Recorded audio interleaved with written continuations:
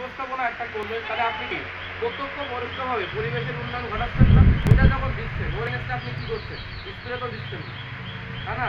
আবার আপনি নিজের আপনাদের প্রত্যেকটা লোকের, আমাদের গরু আছে, আমাদের হচ্ছে বিভিন্ন আবর্জনা আছে, এই যেমন হচ্ছে এই যে ছোটো ছোটো এখানে দেখেন বাথরুমে দেখেন এই যে গোবর পড়ে আছে, এটাকে নিয়ে আপনি যখন জমিতে দিবেন, আপনি বলছেন আমি এত টলি গোবর সার দিই, তাও আমার সমস্যা থাকছে।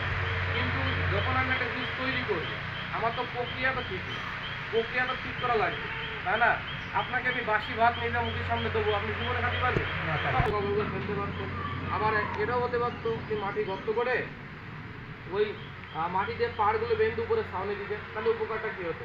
এই বেশি তাপমাত্রা ওকে ক্ষতি করতে পারতো না, আবার বৃষ্টির পানিটাও হতো না, ওর মতো হচ্ছে মিথেন গ্যাস নিউট্রন হয়ে সুন্দর আকারে একটা জৈব সার হয়ে যেত।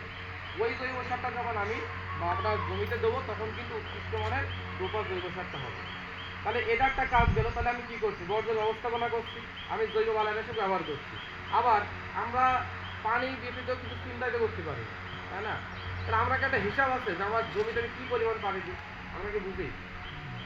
মনে করেন আপনার একটা মেশিন থেকে লিটার প্রতি মিনিটে 300 লিটার পানি ওঠে। আপনি 4 ঘন্টা যদি জমিটাতে পানি দেন, তাহলে 1 ঘন্টায় উঠছে 18,000 লিটার, 4 ঘন্টায় কত? 72,000 লিটার, তাই না? আর উঠছে কোথা থেকে? মেশিনে যখন কি আস্তে আস্তে পানি কমে গেছে, তার মানে আমাদের বৃষ্টিপাতের পরিমাণ কম, নদ নদী শুকায় যাচ্ছে, আর গ্রাউন্ড ওয়াটারের সোর্সটা চলে গেছে আর নিচে ইউজ পরিমাণ। এখন দেখেন সাবমার্সিবল দিচ্ছে, পানি তো কায়দার মতো উঠছে, কিন্তু এটা তো ক্ষতি। সাবমার্সিবলটা আমাদের ক্ষতি।